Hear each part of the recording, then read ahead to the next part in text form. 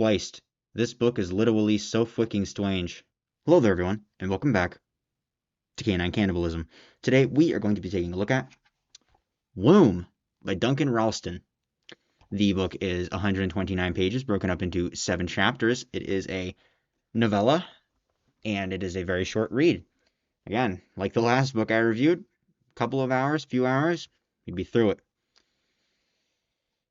The book is about a man who wishes to have himself reborn after a lifetime of pain that is centered around a room in a motel. So, in this video, we are going to be doing the normal stuff for my videos. Trigger warning, review, plot summary, review that requires spoilers, and then we're out of here.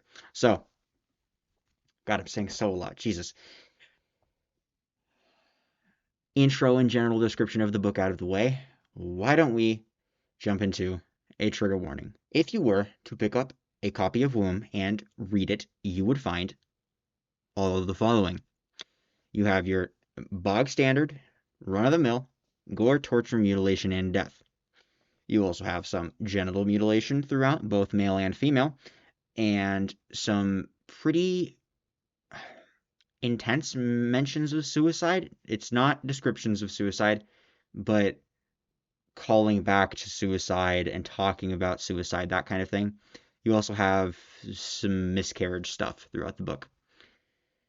Then you have your sexual abuse. This includes sexual assault and rape in this book of many different forms, but as far as sexual abuse goes for extreme horror, just those two things is pretty tame. You also have some, again, like the suicide, pretty consistent mentioning of child abuse, child sexual abuse. So, yeah, I just thought I'd put that out there. You have no sexual stuff, or not really.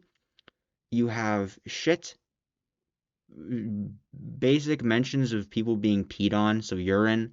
And then one scene of someone vomiting in a pretty descriptive manner. You also have addiction in this book, struggling with addiction. And then as far as genital filth goes, this one is pretty calm. You have an anal prolapse. And that's the extent of that. And then also just general people being gross, that kind of thing. So you thought the last one was pretty tame. This one, at least from an initial view, from just the trigger warning, it seems pretty tame. Book's fucked. Book is fucked. I've seen some people online say that this shouldn't be extreme horror. This should definitely be extreme horror. It's just less gross out for the most part. More, it's fucked. It's just not great. Not a good day for anyone involved. So, general review stuff.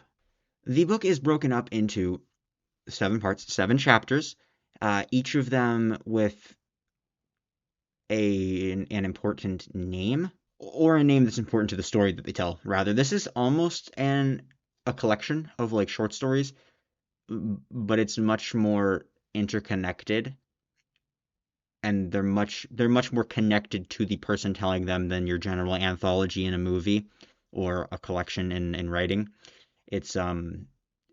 It's still very central to the main plot, as opposed to being tied together by a main plot but being all over the place.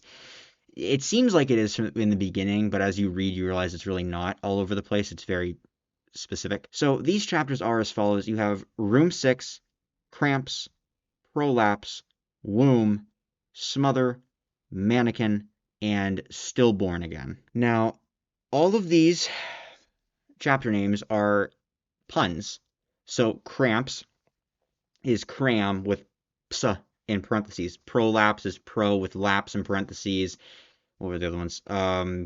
Smother was s in parentheses. Mother, mannequin, mannequin in parentheses. And then still in parentheses, born again. They're all puns. And I love that shit. I can't tell you what the puns mean until we get to spoilers, because that would spoil what the story is. But I'm a nerd. I love that fucking shit. It's so good. Brilliant. I love a good pun. Or double entendre, which is the same thing. This book is more akin to original Splatterpunk. It's very well written. There's very little. There is still some gross out. I will touch on the gross out. And I tried my hand at writing an Edward Lee forward to a book here. Instead of a hell come zombie demon fucked a girl with a coat hanger until her baby delivered through her asshole, we get broken descriptions of a coat hanger abortion. A very normal topic for extreme horror, but a very disturbing thing in real life that is described in excruciating detail enough to make you wince at what is happening, that kind of thing. So it's less gross out, more towards this end of the spectrum over here, more towards an off season, that kind of thing. Um, but don't let that distract you. There is some gross out stuff.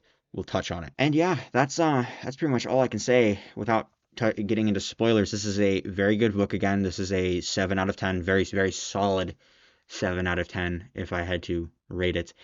Um, I would say I liked it a little less than Grandpappy, I'm recording these two videos back to back, by the way. So with that still fresh in my memory, I would say that I liked this book a little less than Grandpappy. It's not my cup of tea as much as Grandpappy was, but it is a very well written book, and it is clear that this author has some real skill when it comes to weaving a narrative. This is one of those artsy fartsy books, and that's not a negative, by the way, where everything that happens is it ties back to the main metaphor, the main theme or and motifs of the book. It's very um, it's very artsy. It's very artistic in the way that everything kind of connects back to the main theme of the book. Whereas a lot of the time with modern extreme horror, and this is modern, I think this is 2016, it's more gross out, gross out, gross out, gross out, gross out, gross out. But I mean, this piece of literature, you got your foreshadowing, you got your metaphors, uh, your motifs, your deep and descriptive theme like goes throughout that everything you can be like, oh yeah, that makes sense. That draws back into that. That's a metaphor for this. I like that. I personally enjoy that. I enjoy it when it's a little bit artsy. Not too much because then it gets pretentious, but this is just in that sweet area for me where it's just enough to make you connect dots between things even when they don't actually connect in the story, just the way that they draw back to theme.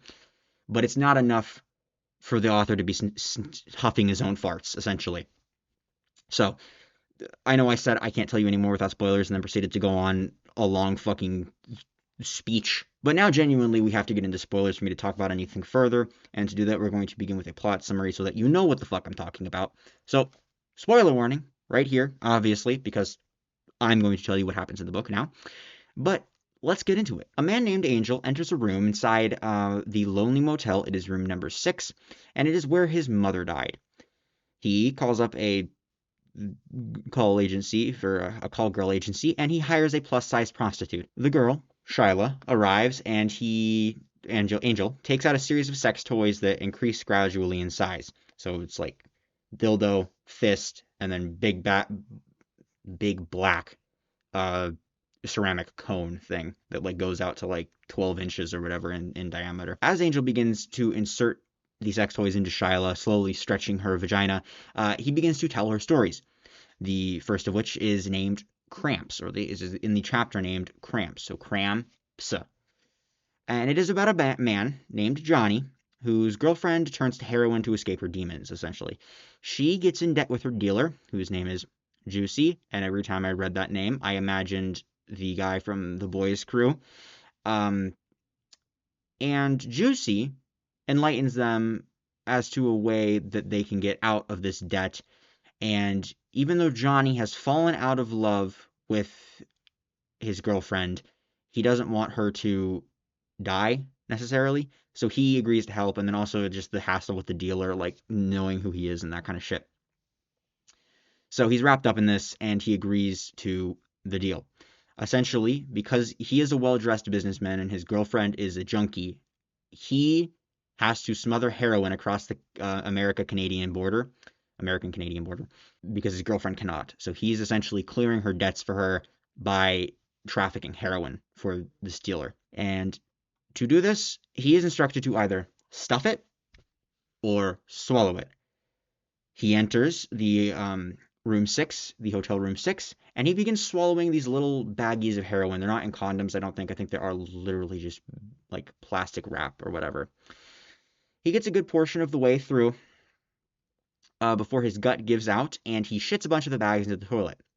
He retrieves them out of the toilet, washes them, and then makes his girlfriend stuff them in her pussy because he's like, I cannot do this myself. You are going to need to come with me. I will get us through this, through the gate, through to the gate, through to through the border. I will do all of this. You will be with me. It will be fine, but I cannot swallow these. You need to do something with them. And so she stuffs them inside of her pussy. A bag breaks, she ODs, and then miscarries a baby that Johnny knows for a fact is not his. You will learn later why. He then fishes the bags out from inside of her and swallows them and completes the job. After the story's done, Shyla and Angel talk more, and Angel moves up a dildo, and then he begins another story. This one is titled Prolapse, and in this story, Johnny gets back at Juicy.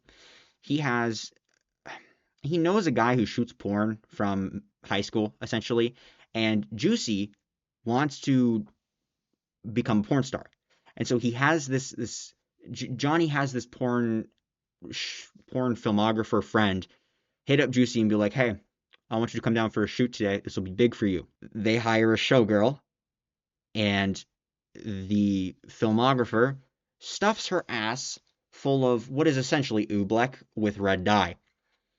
Juicy arrives and begins fucking her, at which point she unleashes all over him. Because she's, I guess, incredibly good at that. Or something. They describe her as, like, that's her trick. She can fucking shoot stuff out of her ass really fast. Juicy is traumatized, especially when he realizes that she has prolapse while doing this. But she doesn't mind. She just sucks it back inside herself as Juicy runs from the room naked, vomiting. I think he vomits. Angel then quickly begins another story called Woom, where a woman named Mary enters room 6 to abort her rape baby using a coat hanger. It goes wrong, she bleeds out in the tub, and the baby lives. At this point, Shyla is really beginning to warm up to Angel, and she tells a story to him this time in the chapter called Smother, about a man who she calls the Smother Man, or the Smother Box Man, who has a smother box, which is a device where you put your head inside, and then the dom sits on your face over this little hole and smothers you. She smothers him using the smother box until he passes out and nearly dies. She doesn't do it intentionally, but that's what happens. Upon waking him up, he profusely thanks her and says that he was going to kill himself because of this fetish. He had this idea in his head of the perfect execution of this fetish, but it never happened until he met Shyla. And he sobs, he breaks down, he thanks her profusely. It's a whole thing. At this, Angel comments that the man was reborn from Shyla's vagina. Angel then tells a story, a smother story in the same chapter, about himself.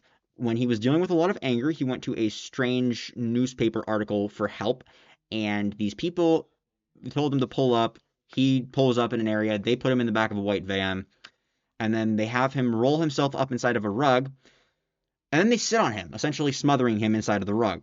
And what they have him do is fight his way out, like he is escaping the womb a second time. This does not go the way they plan. He does not thank them for their help. He isn't reborn. He doesn't lose his anger. He curses them out, loses his mind at them, jumps out of the van sobbing, and yet he is still reborn, just not in the way that they would have intended. He has a plan, and this happening has convinced him to carry it out. And we will get to what that plan is. After the story, seeing that Angel is being weak in front of her, Shyla confides in him that she's always wanted kids. And this is a key. Asked her earlier. He's like, hey, did you ever want kids? And she said yes, but she can't have any, or she won't have any.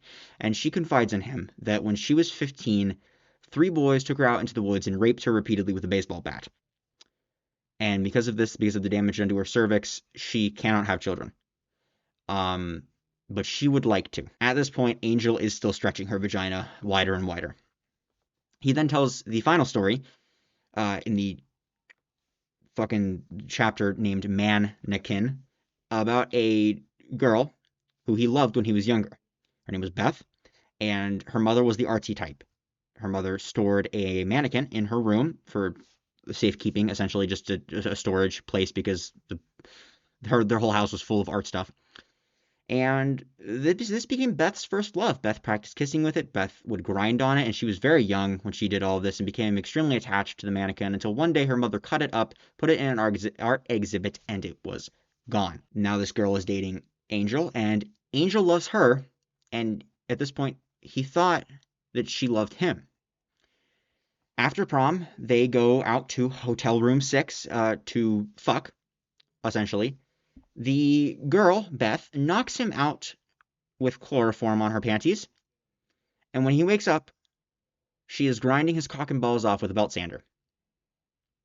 He manages to escape with his life, and she is sent to prison, but he is dubbed the Mannequin Man by the papers. They aren't able to say his name because he's a minor at the time, but he's the Mannequin Man. He tells Shyla about how this ruined him, ruined his mentality, his lack of manhood ruined his mentality.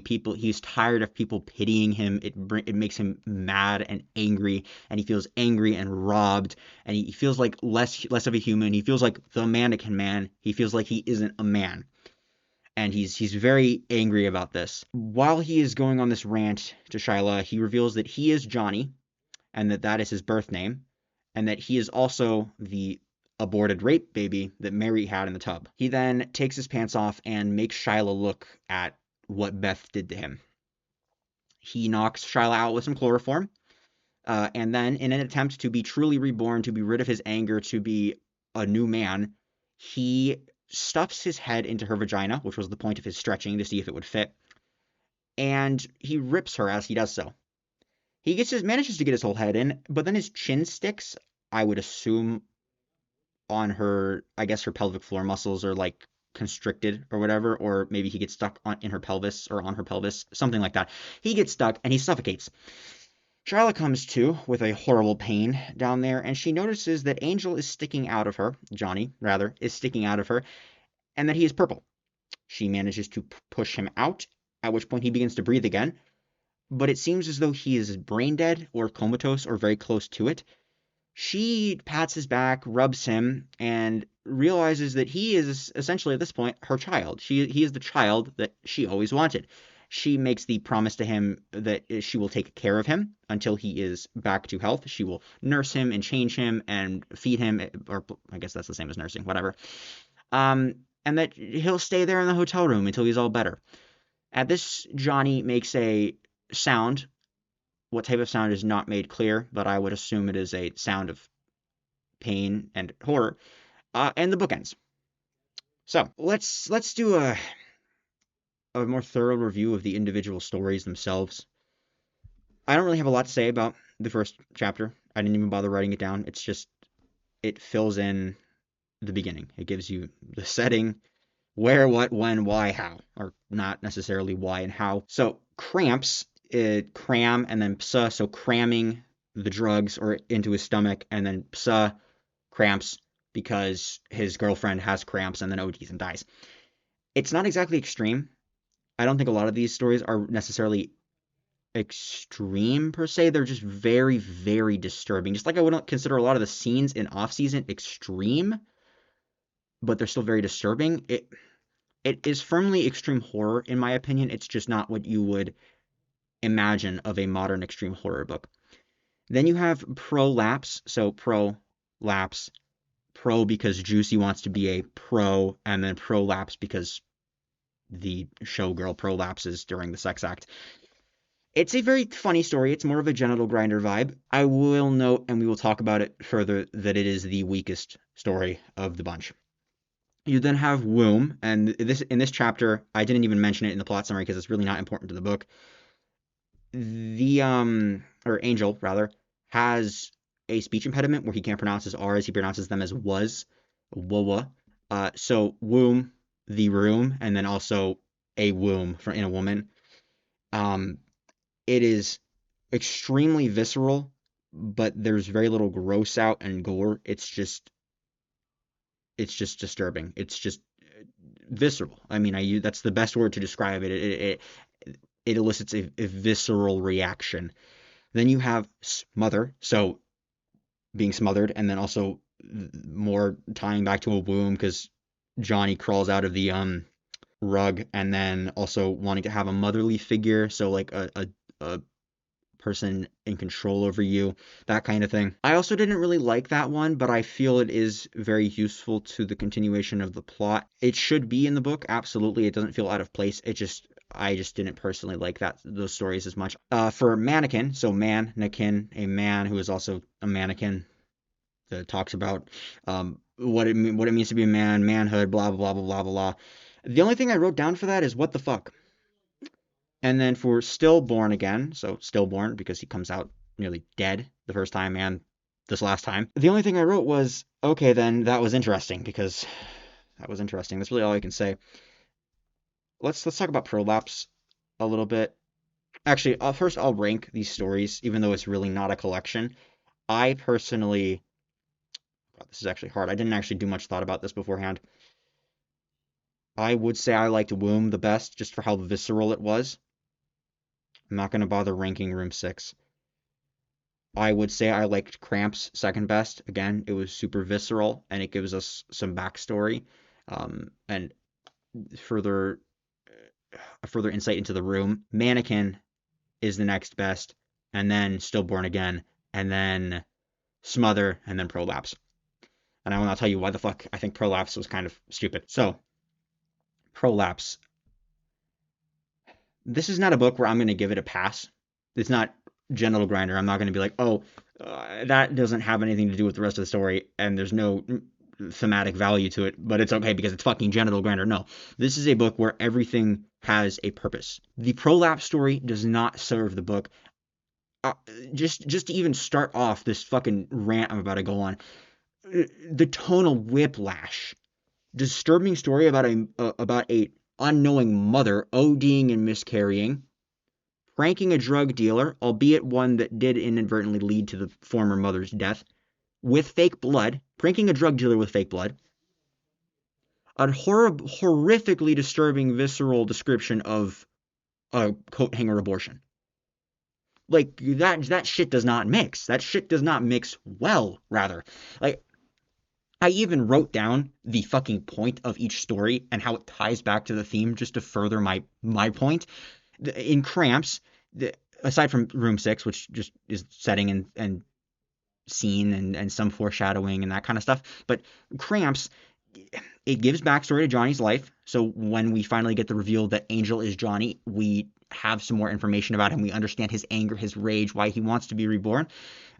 Womb involves Johnny's mother when we get that reveal, and then also the scar, which is focused on slightly in the beginning, and then also it's the where we find out that Johnny has a speech impediment just in that chapter because of the events that are being described. I'd assume it's almost phrased in the book like whenever he gets agitated, he loses his ability to pronounce his R's, and that story makes him stutter essentially. Even though the speech impediment really isn't useful to the book, and I don't fully understand the metaphorical implications of that, it's still that story leads to that discovery. In Smother, even though I didn't really like Shyla's story, you have a man being reborn from Shyla's vagina, which is exactly what Angel wants to happen. You also have Shyla beginning to trust Johnny, which I already touched on. It is where it is very clear to the reader that Shyla and Johnny are beginning to trust each other somewhat, or at least Shyla thinks that they are. And then you also have a story of Johnny being reborn from a makeshift womb, but just not in the way that was intended. With Mannequin, again, touching on Johnny's rage, why he is how he is, and then more of Johnny's backstory and just the reveal of how his life came to be, and that everything that's happened, that he's Johnny, that kind of shit. And then in Stillborn again, you have the culmination of the book, the climax. Johnny attempts to be reborn from Shyla, and it goes wrong, just like it went wrong in his original birth. There's a purpose. There's all of it. Even Shiloh's story, again, which I did not like very much, has a purpose. It serves the book. Prolapse is something like would have been in Genital Grinder, except in Genital Grinder it would have been with razor blades inserted into the penis, and the blood would have been real. Like it's like Diet Genital Grinder. A Diet Genital Grinder story. It's just pointless. I really, really do not see the purpose. I guess it's more bad stuff happening in Room 6, but it's really not bad. Every other instance is somebody fucking dying. Pretty much. I mean, aside from Smother, which doesn't have anything to do with Room 6, it's more just backstory and Angel and blah, blah, blah. Every other story has someone fucking dying. Even Stillborn again. Johnny dies and then comes back to life. Like, or I guess, and in a Mannequin, you could claim that it was the death of his manhood, the death of him being human. But the prolapse, I'm far too agitated by prolapses. Agitated isn't the right word. I'm far too heated about prolapse's inclusion in this book. It really does seem to me like prolapse was a separate idea that the author had when he was like drunk or something. It was like, oh, it would be really fucking funny if the fake blood and then prolapse anus. Like, it seems like it should have been a separate story. However, I did really like this book. That's my final thoughts. I really did like this book. Aside from prolapse being unnecessary, that's a small thing. I like ranting about these things, but I did not ruin my reading of the book. I don't understand why it was there. I am not the author. The author made the decisions that they wanted to, and they're totally well within their right to write the book that they want. Personally, I would not have included prolapse. I think it takes away from the story. Not enough that I would lower it a level. Like if prolapse wasn't there, it would be around a Grandpappy probably, even though I just did like the content less than Grandpappy. But it would be the merit that it has would place it around Grandpappy level for me in terms of just its value. Maybe not in enjoyment personally, but in value. But it just, yeah. That's really all I have to say. It's still a very good book. It's still a very good book. I would highly recommend it. That's it. That's it. End of the video. My opinions are my opinions. I always say this. You are entitled to your opinions. Just remember, this person wrote a fucking book. Has actually written multiple books, actually, and they're a successful author. This is a staple of extreme horror now, right? So I'm talking shit about some of the stuff that's in this book. It doesn't even matter. Author, Duncan Ralston, if you are watching this, my opinions, aside from maybe anything constructive that you might take from it, it doesn't matter. You're a successful author. I'm just a dude on the internet. I'm just here to maybe give some people some insight into a book before they read it. That's just my thing. My opinions are my opinions. I will leave a link in the description to where you can buy this book and read it. Like, comment, subscribe, all of that fucking jazz. If you didn't like something about this video, if you disagree with my opinions, you are well within your right for both of those things. Drop that in the comments. Tell me what you didn't like about my video, where you think your opinion differs from mine and why, where you think I might have been wrong in my interpretation of something. I would greatly appreciate that. That's always great. And yeah, that's pretty much it. See ya.